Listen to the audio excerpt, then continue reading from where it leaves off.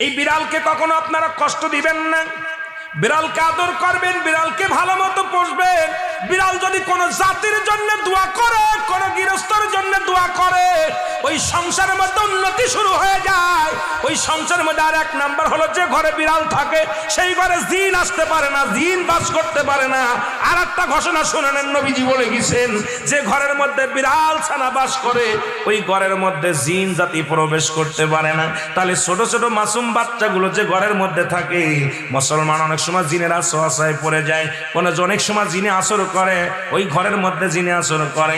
যে ঘরের মধ্যে বিড়ালকে আদর করে বিড়াল থাকে, ওই ঘরের মধ্যে বিলাই বিড়াল বিড়াল বিলাই বিলাই, এইটা যার ঘরের মধ্যে আছে এই ঘরের মধ্যে দুষ্ট জিনেরা আসতে পারে না। জোরে জোরে চিল্লায়া বলা যাবে না মারহাবা। একবার নবী সুলাইমান আলাইহিস সালাম শুনতে পাইলেন পাশের বাড়িতে একটা কুকুরকে কষ্ট দিয়ে বিষ